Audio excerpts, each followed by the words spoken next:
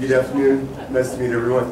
My name is Dr. Antonio Graceffo, and today's presentation I'm going to be talking about business teaching in an ESL environment. Okay, and that would be ESL as well as, we could say, multicultural environment. Now, about me, I have a vested interest in this topic. I have educational background in both business and in ESL and applied linguistics, and I teach in a degree program in China for an Australian university. And for the previous 5 years, I was teaching in a different business degree program for a different Australian university. So this is my background and why I'm interested in this type of research. This type of teaching degrees, particularly business degrees, to non-speakers of English is one of the fastest growing areas in business, in education today. And this is happening both in our home countries as well as in the Asian countries themselves. So for example, in the United States, we're getting about 1 million exchange students per year. About 3/4 of those are Chinese. The most common majors are business and technology. In China, China is now receiving incredible numbers. I believe they're the number 2 in the world now for receiving international students. And again, business and Chinese language are the 2 major things that people are studying. So Asia is the greatest growth area for ESL. China now claims that they need 100,000 more ESL teachers. And when I say ESL, it's including subject teachers as well. 2 countries you can hear me talk a lot about today are China and Cambodia for 2 reasons. One, I know about both those countries. They say talk about what you know. And number 2 is that I want to get both ends of the spectrum in terms of wealth. So China's a very rich country, Cambodia not as much. The cost of studying in the United States is very high, $60,000. The average cost about $35,000 just for tuition. They estimate that most of the Chinese students or Asian students in America are spending about $60,000 a year for their degree. So obviously a lot of parents would like to send their kids to America or to Australia or to UK to study, but it's very expensive, you need a visa. And so foreign education has come to Asia. There are English degree taught programs all over Asia. I haven't done a lot of research about Indonesia, but I know this phenomenon is also growing in Indonesia. In China it's huge, Vietnam it's growing, even in Cambodia there are 3 universities now that teach exclusively in English.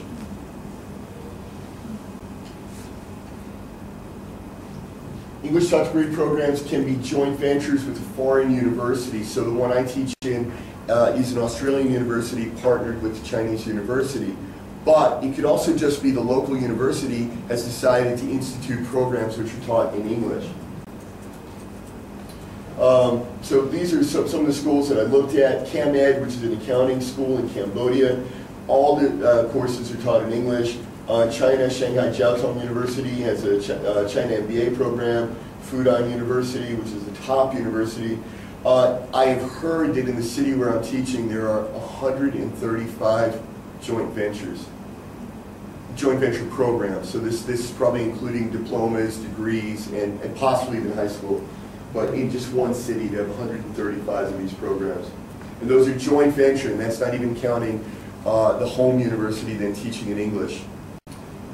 First joint venture program was in Tianjin, the city that blew up and caught fire last year. And I don't think the 2 facts are related.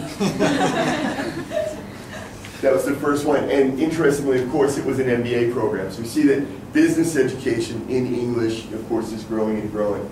And because I have an ESL background, this presentation today is very condensed and may even seem a bit disorganized because the actual paper is quite long. It's about 80 to 100 pages. And one of my goals is to take lessons from ESL and apply them to subject teaching, because I just believe that ESL teachers are the best teachers in the world. Certainly the most active. One of the reasons for the, okay, so we talked about this. In a lot of countries in Asia, people perceive the local university education as not being good. So they perceive the foreign program as being better. In some countries, I've seen just absolute no-name foreign universities that in their home country, nobody would go there. But then they open in Asia and people, oh, it's from America, it's from Holland, it's from wherever, and people get excited about it. The other issue in China, this is probably not as much in the other countries in Asia, but in China, Chinese education has become very expensive. And they've actually reached a point where a master's degree at a Chinese university may only cost 30% less than having a foreign master's degree program. So of course, just a little bit of a difference in price, a lot of people choose the foreign education. Now I'm sure in other countries like Cambodia, for example, the local university is $200 a year. So it's very cheap. And so going to the foreign university is very expensive. And I think Thailand and some of the others are the same way. Yeah, so you see here the education in China, the cost has increased 25 times. And Chinese families, on average, save and then spend 1/3 of their total family income on the children's education.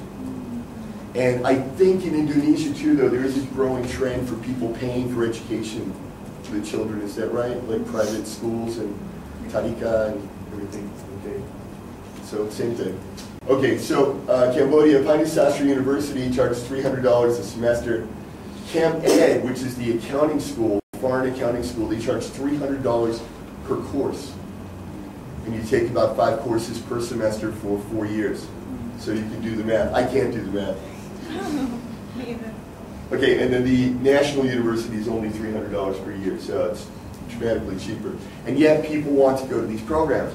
Now the problem for educators, and particularly if you're in administration or in management, is how do we deliver this type of education?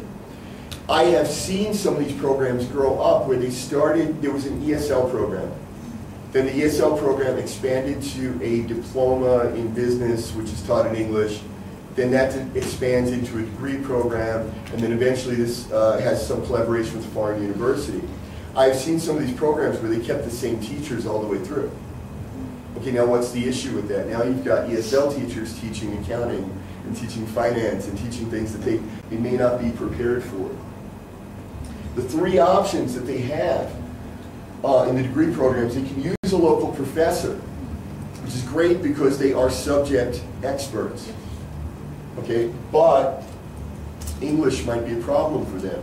We could use foreign professors, which is great because they're subject experts, but they're very expensive, and they may not know how to teach to the local audience. Or we could use ESL teachers, but then there might be a problem that they don't have the subject knowledge. So local professors. In my program in China, a local professor earns about 4,000 RMB. It's about 800,000 rupiah. Oh yeah, so it's about 700, less than $700 US a month for a local professor. A foreign professor, a full professor, would earn about $6,000 or $7,000 or $8,000. So it's a dramatic difference in cost. And then you can only charge so much for tuition, obviously, because local people have to be able to pay it. So it's tempting to use local professor because they're qualified, but then where do you find a local professor outside of Indonesia? Where do we find local professors who speak good English? I've been very impressed with the English since I've been in Indonesia. Okay. But it's very difficult in most of Asia to find people who have both skills. The other issue is that most of the students, now we're getting exchange students, this phenomenon is causing countries to have exchange students who never did before. So the UK, the US, Germany, France, always had exchange students. But now Laos has exchange students. Cambodia has exchange students. Indonesia has exchange students. And this is a new experience for them. And why? Because they're teaching the program in English, which technically means people from anywhere in the world can come study there. So now you've got a local professor, 90% local students in the room, and the professor's struggling with English, so what does he do? Changes to the local language. Okay, and this alienates the foreign students, and then for the local students, it's also not good because they need to hear the lessons delivered in English. Using foreign professors is an issue too. Foreign professors, subject qualified, that's wonderful, but do they know how to adjust their speech, how to adjust the workload for the Asian students? And in part of my research, I was interviewing foreign professors, and of 30 professors that I interviewed, one question that they all answered exactly the same. I said, do your local students at the end of their program, have they received the same amount of content as your students did in your home country? 100% of them said no.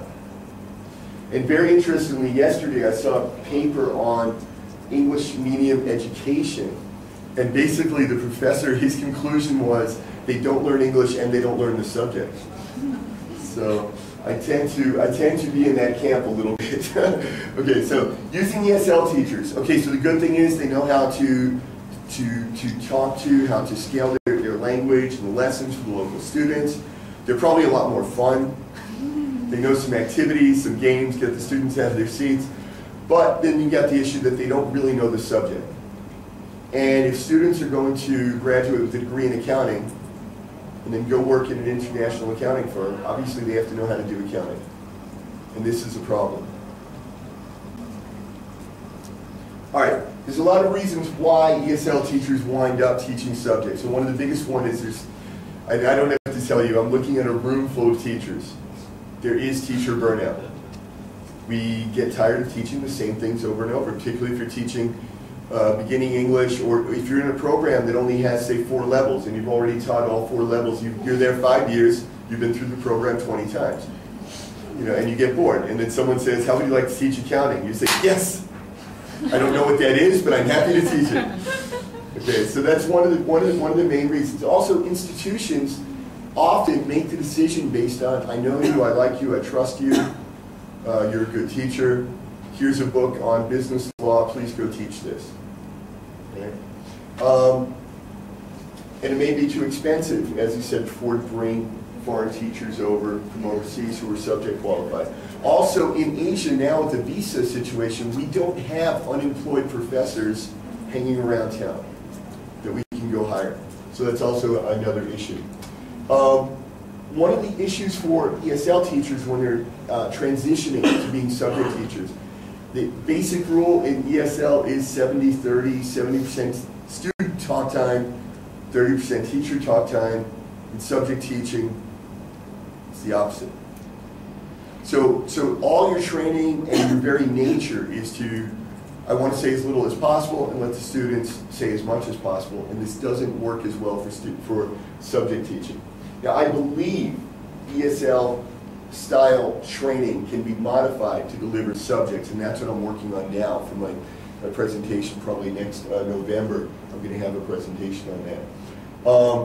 So I looked at an article entitled Teaching in Multicultural Classrooms. They suggested acting things out, using a lot of pictures to help second language learners understand. Well, that's great. So I'd like a volunteer to stand up and act out a balance sheet. And every minute, there we go, he's doing the balance sheet. Let the record show, Ian is doing the balance sheet. Okay, and every minute that we spend acting it out, this is another issue that in ESL, we often have a feeling, which is where I do, I'm not as concerned about the material. I'm concerned, are the students learning? Are they engaging? Are they enjoying? So it's not as important to me to cover the 10 pages or 5 pages I'm supposed to cover that day. If we only cover 3, but the students are really learning and engaged, that's wonderful. Unfortunately, with subject teaching, we can't do that. We can't just skip those other 2 pages because they might be very important. So business teaching in the ESL environment is different from teaching business English. This was a paper published in the Internet TESOL Journal. So I started looking at research about teaching business English. And what I found was, I found very little research has been done on teaching business in English. But there's a lot on teaching business English. And they say things like, the most important thing in teaching business English, ask your students what their needs are. Okay, well, my students are in a degree program. They need to graduate. I don't need to ask them. I don't even care what their preferences are. If they come to my class, I'm going to help them graduate. If they don't come, they're not going to graduate. You know, and that's when you're subject teaching. It's very different. Boston University, most case studies When we do business study in the United States or in the UK, we use case studies a lot. And in a 3-hour exam, you might have multiple case studies.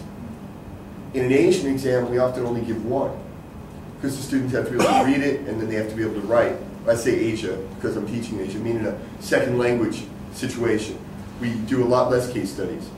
Now, in the guidebooks and the research that was done for business English, it said use the case studies to stimulate conversation and get the students talking. And while that is important, even in a subject teaching environment, there are certain conclusions that the students need to come to. There actually are wrong and right answers, which again is different from ESL teaching. Okay, this British Council, they gave advice how to use case studies, and it didn't work for subject teaching. There's a case called a Starbucks on every corner, and this is by the Harvard Business School. And this is a standard case, and you study this, almost every business student has done this case at some point. And the conclusion that the students are meant to come to is that Starbucks should not go public, they should not list on the New York Stock Exchange, they should remain controlled by the corporation so they can control the growth of the company. No insult to anyone, but I don't know if the average ESL teacher would come to this conclusion. Or that through stimulating conversation among my students, that they're going to come to this conversation, this conclusion. Starbucks. All right, recommendations. It's not all doom and gloom. There are recommendations. Okay, fully qualified, subject qualified ESL teachers would be the best scenario. So if there were ESL teachers and they went back and they got a master's degree, or they had a master's degree, maybe they came from industry and then they got their ESL qualification, that would be the best case scenario. But we don't always have that. Program design. I think that we could have ESL teachers teaching subjects, but then we should just pair them with a subject expert. And that expert can even teach in the L1. So you could have an accounting professor who teaches in Bahasa, once a week or twice a week, paired with the English ESL teacher who's going to teach accounting-based ESL in English, and then pair them up and have them work together. And I think that one problem in ESL, when I was doing a lot of ESL type writing and research, I think we're too afraid to use the L1, and I think the L1 definitely has a place. 2 minutes, okay. And that place exists in 2 minutes. Okay, so if you want to be, if you find yourself teaching business English, or you need to, there's a lot of options. You can take a 1-year MA. There are 1-year master's degree programs. There are scholarships. Everyone in this room can qualify for a scholarship to come to China and study an MA, but it takes 3 to 4 years. So you may not want to do that. This is really good. MOOCs, massive online open courses, and I know the Indonesian English teachers are using this a lot. These things are brilliant. These massive online courses, they are free. They're offered by top universities. I took courses from Yale, Wharton, UCI. You don't have to pay anything to take the course. You can pay $50 and you get this wonderful certificate. You can take the exams, they have papers. And these are great. And you can go online, familiarize yourself with whatever the subject is you need to teach very cheaply and painlessly. I made it. So this is my final slide. This is my contact information. If you join with me on LinkedIn, I publish China economic research every day. I don't know if you're interested in the economy of China. If you use WeChat, I don't know if you do that in Indonesia, but that WeChat right here, you can add me. So thank you.